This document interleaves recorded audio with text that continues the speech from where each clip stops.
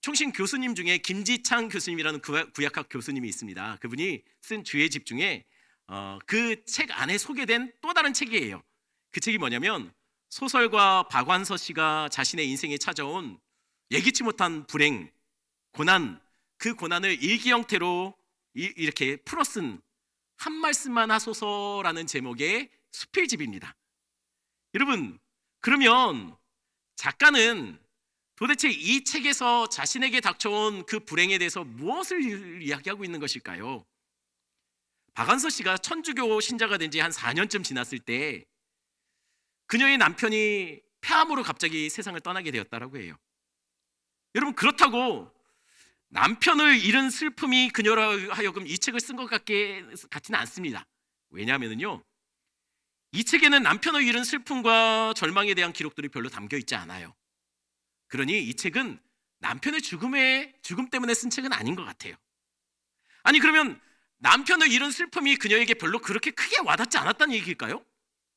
그럼 남편 불쌍하잖아요. 여러분, 아닙니다. 남편을 잃은 슬픔은요, 그녀에게 굉장히 크게 와닿았을 거예요. 그런데 그럼에도 불구하고 이 작가는 견딜 힘이 있었다는 거예요. 그녀를 버티게 하는 힘이 있었다는 거예요. 그게 뭐냐면 바로 그녀의 아들이었습니다. 아들 때문에 견디고 아들 때문에 버틸 수 있었다는 거죠. 누군가 내 편이 되고 누군가 나를 지지해주는 사람이 있었기 때문에 견뎌왔다는 거예요. 여러분, 아니 그러면 도대체 무엇 때문에, 남편 죽음이 아니라면 무엇 때문에 그녀는 한 말씀만 하소서라는 제목으로 글을 쓰게 되었을까요? 어떤 절망이 그녀를 펜을 들게 했을까요?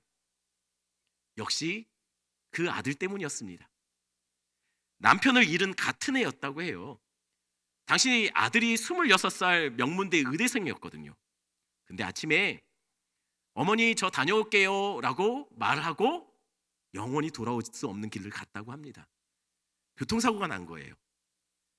여러분, 아들이 세상을 떠나자 그녀는 하나님께 아들의 죽음에 대해서 이렇게 묻고 또 물었답니다. 하나님, 왜 이 아들입니까? 어째서 그렇습니까? 왜 그러셨나요? 한 말씀만 해주세요.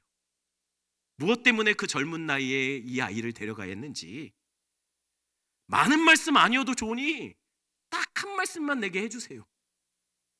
그녀는 끊임없이 이 질문을 하나님께 했다고 해요. 왜냐하면 이 답을 들어야 살 수 있을 것 같대요. 어떻게 내일 하루를 살아야 될지 이유를 모르겠대요. 그러니 이 답을 들어야겠다는 것이죠. 그런데 문제는 하나님은 아무리 묻고 물어도 침묵만 하셨다고 합니다. 그래서 그녀의 인생은 더욱더 바닥났죠. 삶을 살아낼 힘이 없습니다.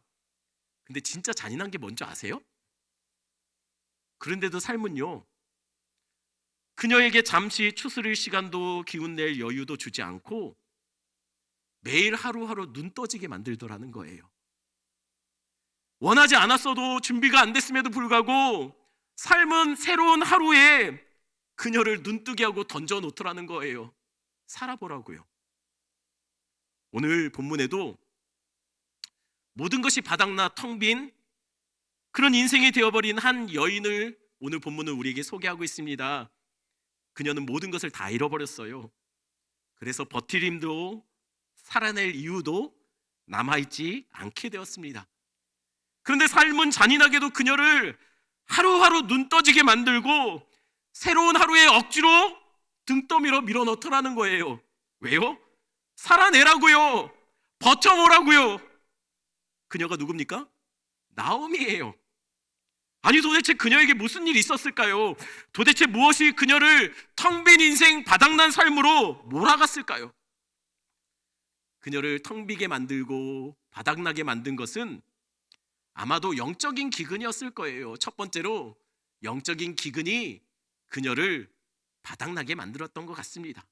우리 1절 말씀 한번 읽어볼까요? 같이 읽습니다. 사사들이 치리하던 때에 그 땅에 흉년이 드니라. 유다 베들레헴의 한 사람이 그의 아내와 두 아들을 데리고 모압 지방에 가서 거류하였는데, 오늘 본문은 이렇게 시작합니다. 사사들이 치리하던 때라고요. 여러분, 사사들이 치리하던 때가 언제입니까? 간단히 말하면 우리가 잘 아는 대로 사사시대죠. 그럼 사사시대의 특징이 뭘까요? 사사시대의 특징은 사사기 21장 25절에 이렇게 잘 표현되어 있습니다. 25절 같이 있습니다. 그때 이스라엘에 왕이 없으므로 사람들이 각기 자기의 소견에 오른 대로 행하였더라. 사사시대는 한마디로 이렇게 결론이 나집니다. 왕이 없으므로 모두가 자신이 스스로 왕이 되어 각자의 삶의 소견에 오른 대로 행하던 시대, 그때가 사사시대였다는 거예요. 그런데 이상하죠. 여러분, 이스라엘에 왕이 없었던 적이 있나요? 아니요, 없어요. 이스라엘에는 늘 항상 왕은 있었습니다. 그 왕이 누구죠? 하나님이죠. 이스라엘에는 늘 하나님이 왕이셨습니다. 그런데 문제는 왜 사사 기자는 이스라엘에 왕이 없었다라고 얘기하는 걸까요? 왕은 있었죠. 근데 문제는 이스라엘이 하나님의 백성으로 하나님을 왕으로 섬기지 않았다는 거예요. 그래서 왕이 없는 시대가 되었다는 거죠. 여러분, 그래서 사람들은 각자 스스로가 인생의 자신이 왕이 됐어요. 그래서 자신의 소견에 오른 대로 원하는 것을 선택하고 판단하고 결정하며 삶을 살아가고 있습니다. 지금 이 시대를 너무 닮지 않았습니까? 사사시대가 지금 이 시대를 너무 닮았다는 거예요. 지금 이 시대도 왕이 없는 것 같아요. 그래서 사람들이 각자 소견에 오른 대로 행합니다. 자기가 맞다고 생각하는 거, 자기의 기쁨과 만족을 위해서 삶을 살아가고 있더라는 것이에요. 여러분, 그런 사사시대를 살아가고 있는 나오미 가정은 어땠을까요? 나오미 가정은 여러분 2절을 보면 알 수 있습니다. 2절 같이 있습니다. 그 사람의 이름은 엘리멜렉이요 그의 아내의 이름은 나오미요 그의 두 아들의 이름은 말론과 기론이니 유다 베들레헴 에브라 사람이더라. 그들이 모압 지방에 들어가서 거기 살더니. 여러분, 나오미의 남편은 엘리멜렉입니다. 엘리멜렉의 뜻이 혹시 뭔지 아십니까? 요거예요. 나의 왕은 하나님이시다. 나오미의 이름의 뜻은 나의 기쁨, 나의 만족입니다. 여러분, 어떤가요? 이 이름이 사사시대에 어울리는 이름인가요? 사사시대가 어떤 시대라고요? 하나님이 없는 시대예요. 하나님이 왕이 안 되시는 시대예요. 그런데 이 시대에 엘리멜렉, 나의 왕은 하나님이시다 라는 이름이 등장하더라는 거예요. 여러분, 이 시대가 어떤 시대라고요? 각자 소견에 오른 대로 자신의 기쁨과 만족을 위해서 살아가는 시대입니다. 그런데 나오미, 하나님의 기쁨, 하나님의 만족, 그 고백으로 살아가는 사람이 등장하더라는 거예요. 그러니 이들의 이름이 이 시대를 잘 반영합니까? 어울립니까? 아니죠. 이 이름은 마치 지금 시대에 성도라는 이름으로, 그리스도인이라는 이름으로 살아가는 것만큼이나 시대에 어울리지 않는 어색한 이름이 바로 엘리멜렉과 나오미였다는 거예요. 그러면 여러분, 엘리멜렉과 나오미가 그 영적으로 바닥난 시대에 그들은 그 이름처럼 살았을까요? 이름 거룩하잖아요. 괜찮잖아요. 영적으로 괜찮아 보이지 않습니까? 그럼 그들의 삶은 어땠느냐라는 거예요. 이름처럼 살았을까요? 여러분, 사실 성경은요, 그들의 영적인 상태에 대해서 어떤 해석도 어떤 설명도 성경에 기록하지 않았습니다. 하지만 힌트는 있어요. 그 힌트가 뭐냐면 이 부부가 두 명의 아들을 낳고 이름을 짓는데 그 이름을 보면 이들의 영적인 상태가 어땠는지 우리가 가늠해 볼 수 있습니다. 말론, 질병, 병약입니다. 기론, 낭비, 파멸, 죽음입니다. 이들의 아들의 이름을 이렇게 지었어요. 여러분, 왜 아들들의 이름을 이렇게 지었을까요? 여러분, 이렇게 지어도 될까요? 여러분, 다음은요, 실제로 한국의 주민등록상에 이름이 적혀있는 실제 이름이에요. 강씨, 그런데 이름이 아지예요. 구경수, 여기까지는 괜찮습니다. 근데 김옥수수도 있대요. 실제로 있는 이름이래요. 나거지, 남달리, 두도지, 마징가, 방귀남, 손가락, 어흥은 뭘까요? 어흥은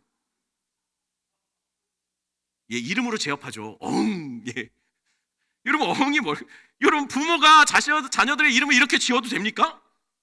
각박한 세상에 한번 좀 웃겨보려고 이름을 지었다면 성공한 거예요. 하지만 이 아이들은요, 당사자는요, 자신의 이름 때문에 평생 웃지 못했을 겁니다. 여러분, 만약에 이렇게 이름을 짓는 부모가 있다면 이거 친자 확인 한번 해봐야 되는 거 아닌가요? 그러니 엘리멜렉과 나오미가 자녀 이름을 왜 그렇게 지었느냐라는 거예요. 여러분 왜 그랬냐면요, 이게 당시 가나안 풍습 중 하나였어요. 불길한 이름을 지어주면 그 이름에 해당되는 그런 불길함과 그런 저주가 그 아이의 인생을 피해간다라고 생각했어요. 말하자면 일종의 부족이죠. 미신이고 액땜하는 거예요. 그러니 이것으로 볼 때 엘리멜렉과 나오미는 어떻다는 거죠? 이미 가나안화되고 이미 가나안 그들의 풍습과 미신을 따라가고 있다는 것을 우리가 짐작할 수 있다는 거예요. 이것이 그들의 영적으로 바닥난 상태임을 증거하는 증거가 된다는 것이죠. 두 번째로 그들이 바닥나게 된 것은요, 흉년 때문이었습니다. 1절 말씀 우리 이미 읽었지만 한번 제가 읽겠습니다. 사사들이 치리하던 때에 그 땅에 흉년이 드니라 라고 말합니다. 여러분, 사사들이 치리하던 때에 흉년이 들었는데, 여러분 사실 사사기는요, 사사시대는요 한 300년 돼요. 그렇다면 이 300년의 기간 중에 도대체 어느 시점에 이 흉년이 들었고 어느 시점에 이 룻기의 이야기가 나오는 것일까요? 여러분, 대략 힌트는요 마태복음 1장 15절에 나옵니다. 한번 같이 읽겠습니다. 같이 읽습니다. 살몬은 라합에게서 보아스를 낳고, 보아스는 룻에게서 오벳을 낳고, 오벳은 이새를 낳고. 자, 우리가 볼 때 익숙한 이름이 나오죠? 누가 있습니까? 제일 먼저 라합입니다. 라합이 누굽니까? 여리고성, 그러니까 가나안 땅을 정복할 때 첫 성이었던 여리고, 그 여리고에 2명의 정탐꾼을 보내는데, 그때 그 정탐꾼을 숨겨줬던 여리고성에 살던 기생, 그 여인이 라합입니다. 아니 그런데 이상하죠. 그렇다고 하면 이상해요. 여러분, 기생이고 이방인인데 어떻게 유대인과 결혼해서, 방금 전에 읽었던 말씀은 예수님의 족보인데 어떻게 기생이면서 이방인이었던 그 여자가 유대인과 결혼해서 예수님의 족보까지 들어갈 수 있었을까요? 여러분, 도대체 살몬이라는 사람은 누굽니까? 여러분, 살몬이 누굴까요? 연월까요? 죄송합니다. 연어처럼 회귀 본능을 갖고 있는 사람이에요. 여러분들이 짐작할 수 있는 사람입니다. 누굴까요? 여러분, 정탐꾼이 있었는데 2명의 정탐꾼이 있지 않습니까? 유대 전승에는요, 유대 사람들이 내려오는 말에 의하면 그 2명 중에 1명, 그 사람이 살몬이었다는 거예요.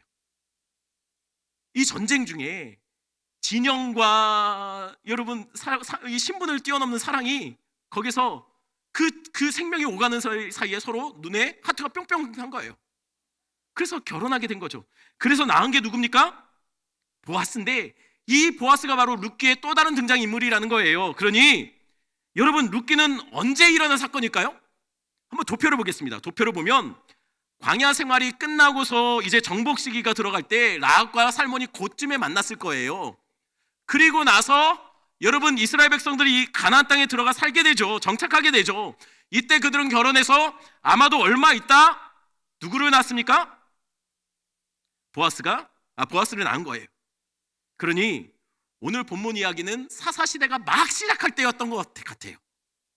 자, 그래놓고 보면 오늘 본문의 이야기가 좀 당황스러워요. 뭐가 당황스러웠냐면, 이제 막 적과 꿀이 흐르는 땅, 약속의 땅, 언약의 땅에 들어왔지 않습니까? 아니 그런데 세상에 얼마 있다가 바로 흉년이 든 거예요. 아니 약속의 땅이 이래도 됩니까? 적과 꿀이 흐른다면서요. 그런데 흉년이 다가온 겁니다. 게다가 오늘 본문에 구체적인 지명이 나오고 있는데 거기가 어디입니까? 베들레헴이라고 해요. 여러분, 베들레헴의 뜻이 뭐죠? 떡집이에요. 근데 떡집에 흉년이 들어서 양식이 바닥난 겁니다. 이게 말이 안 되는 일이 벌어진 거예요. 여러분, 떡집에 떡이 떨어지면 나머지 곳은 말 안 해도 압니다. 이스라엘이 지금 모든 것이 바닥난 거예요. 여러분, 기도하고 응답받아서 시작한 사업도요, 망할 수 있다는 거예요. 이걸 어떻게 설명할까요?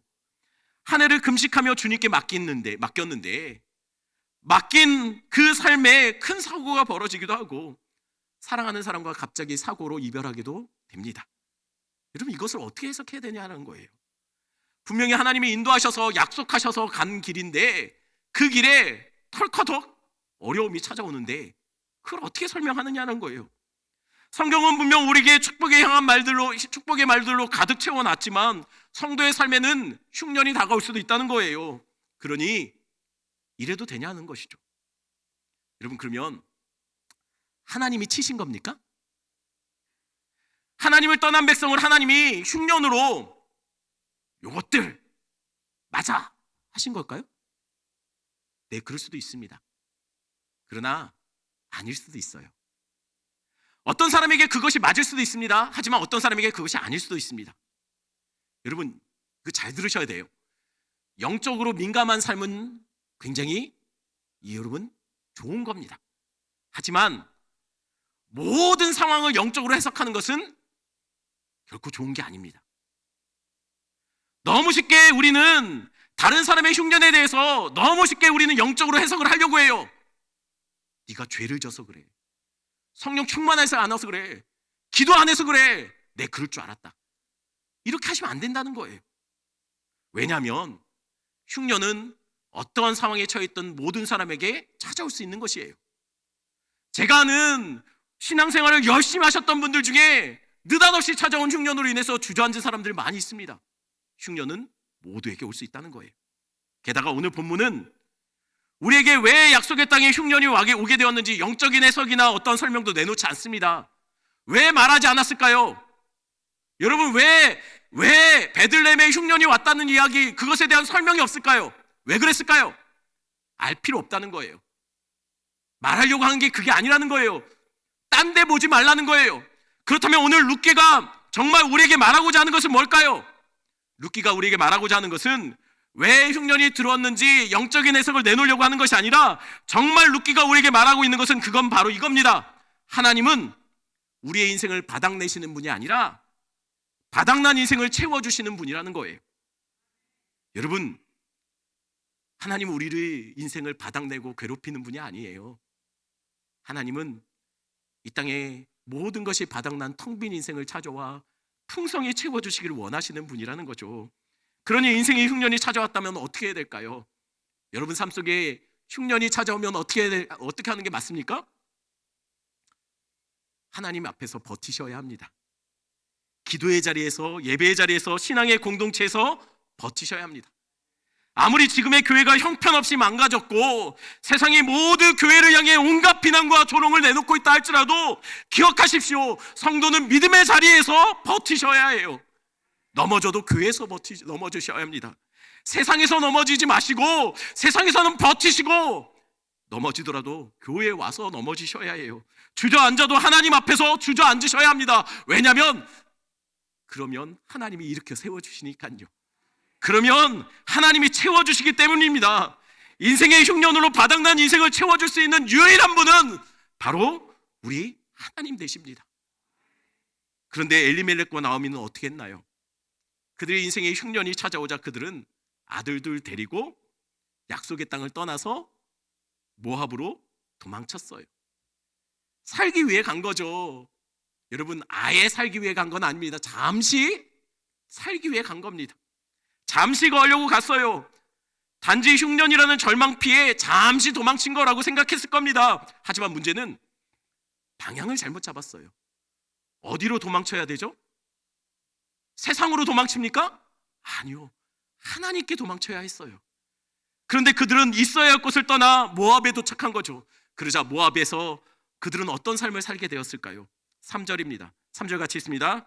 나오미의 남편 엘리멜렉이 죽고 나오미와 그의 두 아들이 남았으며. 모압 땅에 도착한 지 얼마 지나지 않았을 때였던 것으로 보입니다. 살기 위해 찾아갔는데 그 낯선 땅에서 남편이 죽었습니다. 이제 나오미와 어린 두 아들만 남게 된 거예요. 여러분, 얼마나 기가 막혔을까요? 살러 왔는데 죽어버렸어요. 당시에 여러분 이스라엘 결혼 정년기가 여자의 경우 여러분 10대 후반, 10대 한 중반쯤이었다고 해요. 한 15에서 19살 사이에 주로 그때 여자들이 결혼을 했다고 해요. 그러니 여러분 대충 엘리멜렉이 죽었을 때 나오미의 나이가 대략 계산해 보면요, 아무리 많게 잡아봤자 30대 초중반일 거예요. 여러분 30대에 아들 둘 남은 과부가 된 거예요. 너무 현실이 잔인하지 않습니까? 저희 할머니는요 30대에 홀로 되셔서 7남매 키우셨습니다. 할머니가 할아버지를 묻고 난 이후 할머니가 마주하게 될 삶이 어땠을까요? 이제 막 혼자 됐는데 할머니의 삶은 할머니에게 아유, 힘들었겠다. 좀 더 슬퍼해도 돼. 마음 추스려. 기운 낼 시간 줄게. 여러분 그런 시간을 줬을까요? 아니요. 할머니의 삶은 할머니에게 약해질 시간을 주지 않았습니다. 주저앉아 있어도 될 만한 시간 주지 않았어요. 힘들다고 하소연할 시간 주지 않았습니다. 할머니는 곧바로 버티시는 삶으로 그렇게 살아내셔야 했어요. 할머니의 매일매일 눈 떠지는 삶은 아파도 참고 힘들어도 견뎌야 하는 삶과 마주할 수밖에 없었습니다. 여러분 왜요? 자녀들 7 키워야 되니까요. 키워야 되니까 버티신 거죠. 키워야 되니까 살아내신 거예요. 여러분 이게 어디 저희 할머니만의 이야기입니까? 여기 계신 분들 중에도 그렇게 살아오신 분들 많을 겁니다. 일찍 혼자 되어 자녀들을 위해 아파도 참고 힘들어도 버티며 사셨던 분들 있을 거예요. 병이 생겨도 마치 아닌 것처럼 괜찮은 것처럼 그렇게 여기며 참고 견디시며 살았던 분 있을 거예요. 자녀의 꿈을 위해 나의 꿈을 잊은 지 오래되며 그렇게 자녀들만 응원하며 바라보며 사셨던 분 이곳에 있을 겁니다. 나오미가 그랬을 거예요. 슬퍼할 여력이 없어요. 왜요? 살아야 하니까요. 어떻게든 두 아들 함께 같이 살아내야 되니까요. 나오미를 이 낯선 이방 땅에서 견디고 버티게 한 건 두 아들이었을 겁니다. 그러니 나오미가 모압 땅에서 두 아들 잘 키워 장가 보낸 날, 그날 그 밤에 나오미의 마음이 어땠을까요? 제가 나오미의 마음이 한번 대보려고 노력해 보니까 나오미 그랬을 것 같아요. 밤새 아들 장가 보내기 전날 아마 남편 생각 많이 들었을 것 같아요. 그러면서 혼자 그렇게 말하지 않았을까요? 여보, 나 참 잘했지. 나 많이 수고했지. 그동안 수고하고 고생했던 모든 것들이 마치 영화의 한 장면처럼 주마등처럼 흘러갔을 거예요. 스스로가 자신의 수고와 애씀이 대견하게 느껴졌을 겁니다. 그러면서 이제 한시름 놓았다 생각했을 겁니다. 그런데 이게 무슨 일이죠? 5절 말씀 볼까요? 5절 같이 읽겠습니다. 말론과 기럧 두 사람이 다 죽고 그 여인은 두 아들과 남편의 뒤에 남았더라. 말론과 기럧 마저 모압 땅에 왔을 때 10년 정도 지났을 때 죽고 이제 나오미는 혼자가 됐습니다. 여러분 이걸 어떻게 이해해야 될까요? 살겠다고 모압 땅에 왔는데 여러분 이렇게 다들 죽어가 버린 거예요. 바닥난 인생 채우기 위해서 잠시 피했다고 생각했는데 무려 10년 동안이나 머물면서 그곳에서 나오미는 여러분 흉년 피한 줄 알았는데 진짜 흉년을 맞이하고 있더라는 것이죠. 그런데 더 잔인한 게 뭔지 아십니까? 6절 말씀이에요. 6절 같이 있습니다. 그 여인이 모압 지방에서 여호와께서 자기 백성을 돌보시사 그들에게 양식을 주셨다 함을 듣고 이에 두 며느리와 함께 일어나 모압 지방에서 돌아오려 하여. 나오미에게 이런 소식이 들렸습니다. 자신들이 떠나왔던 도망쳐왔던 그 베들레헴에 지금 하나님이 자기 백성을 돌보셨답니다. 자기는 떠나왔는데 그곳에 하나님이 은혜를 베푸셔서 그곳에 지금 양식이 넘쳐나고 있대요. 아이고, 흉년이 끝난 거예요. 나오미는 아직 흉년인데, 나오미는 여전히 못 벗어나고 있는데 무려 10년이 지나서 지금 그녀의 인생은 완전히 바닥났는데 베들레헴에는 양식이 넘친다는 소식을 듣고 만 거죠. 이 소식을 들었을 때 나오미의 마음이 어땠을까요? 우리 박안서 작가의 그 하나님에 대한 원망이 동일하게 나오미의 원망 아니었을까요? 하나님 왜 이 아들들입니까? 어째서 내 인생을 왜 이렇게 만드십니까? 왜 그러십니까? 한 말씀만 하소서. 왜 우리 가정이 깨어져야 합니까? 왜 사랑하는 사람을 떠나보내야 합니까? 왜 나에게 이런 불행이 쫓아옵니까? 왜 내 인생은 이렇게 뒤죽박죽일까요? 왜 나는 하는 일마다 안 될까요? 왜 내 인생은 여전히 흉년일까요? 왜 그러셨습니까? 한 말씀만 해주세요. 많은 말 아니어도 좋으니 딱 한 말씀이라도 나한테 해주십시오. 혹시 이게 우리의 고백 아닌가요? 혹시 우리가 바닥났고 우리가 나홈이 아닙니까?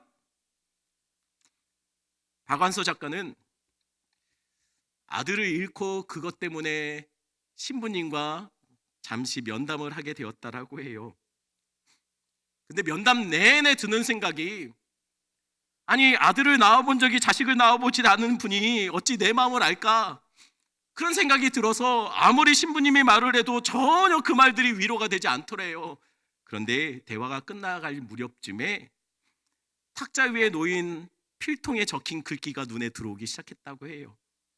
그 글귀가 뭐냐면 이런 글귀였답니다. 밥이 되어라, 밥이 되어라. 이 말이 무슨 말일까요? 그녀는 계속 그 생각을 머리에 되뇌이며 이게 무슨 뜻일까? 아니 밥이 된다는 말이 뭘까를 생각했답니다. 그리고 별로 의미가 없었던 그 신부와의 면담이 끝나고서 홀로 나오고 있는데 갑자기 떠오르는 기억이 있었다고 해요. 그건 얼마 전에 자기가 하나님 앞에 몇 날 며칠 매달리며 하나님 나에게 한 말씀만 하시라, 한 말씀만 하시라라고 따져 물었던, 기도하고 나왔던 그때 수도원에서 그때 기억이 떠오른 거예요.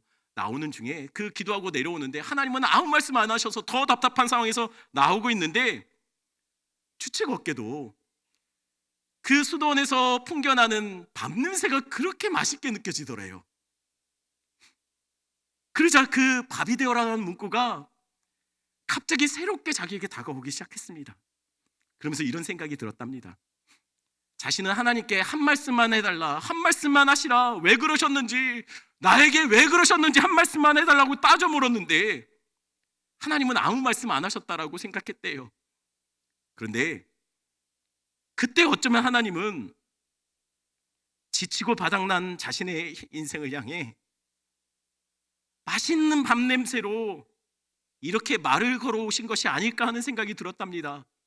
얘야, 우선 먹고 살아야지. 바닥난 자신의 인생에게 하나님이 일단 밥 먹고 힘내자 라고 말을 걸어오시는 것 같았다라는 거예요.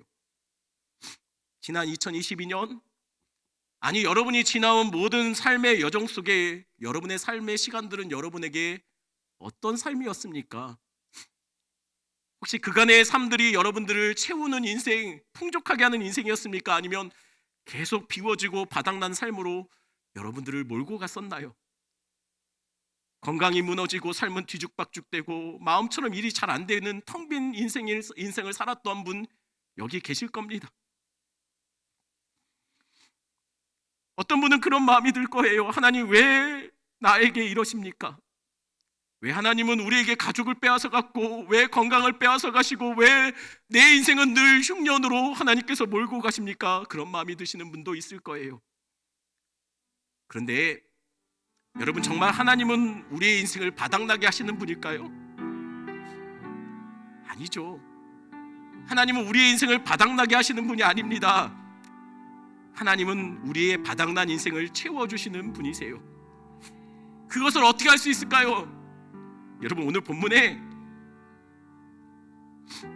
나오미가 철저히 바닥났어요. 텅 빈 인생이 되었어요. 그때 들리는 소식이 뭡니까? 베들레헴에는 양식이 넘친답니다. 화가 났겠죠. 억울했겠죠. 좀만 더 빨리 알았으면 아들이라도 살렸을 텐데. 그런데도 나오미는 힘내서 베들레헴으로 돌아가게 됩니다. 왜요? 그곳에 가면 채워질 거니까요. 그곳에 가면 양식이 있다니 간 겁니다. 여러분, 이것이 우리에게 무엇을 얘기하는 걸까요?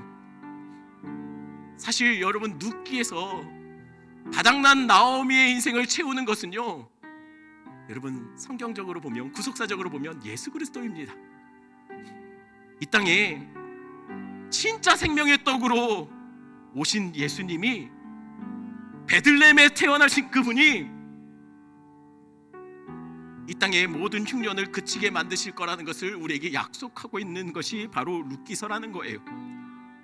예수님은 이 땅에 온통 고난과 절망과 인생의 어려움으로 바닥난 인생들에게 떡으로 찾아오신 분입니다. 그리고 말씀하는 거죠. 자신의 살과 피를 내어주며 받아 먹으라, 받아 먹으라라고요. 그러니 텅 빈 인생의 바닥남을 경험하는 나오미들이 가야 할 곳이 어딜까요? 베들레헴 떡집으로 가셔야 돼요. 주님의 말씀이 있는 곳, 주님이 내게 먹이시는 곳, 예수 그리스도 앞에 가야 우리의 인생의 모든 흉년이 그때서야 끝나는 것이에요. 돈을 손에 쥐면 흉년이 끝나는 게 아닙니다. 우리의 인생의 흉년은 우리가 높은 자리에 올라가고 우리의 사업이 잘 될 때 끝나는 것이 아니에요. 건강이 회복되면 우리의 흉년이 끝나는 것이 아닙니다. 텅 빈 인생, 바닥난 인생은, 이 땅을 사는 모든 나오미들의 흉년은 예수 만나야 끝나는 것이에요. 내일부터 금요일까지 5일간 특세를 통해 우리는 텅 빈 나오미를 하나님이 어떻게 채우시는지를 같이 보게 될 겁니다. 그리고 그 속에서 바닥난 인생, 텅 빈 인생이 되어버린 여러분의 삶을 하나님이 어떻게 채워주실지도 보게 될 겁니다. 여러분 기대하면서 기도하면서 많은 은혜 받으시길 바랍니다. 우리 이 찬양 같이 합니다. 충만.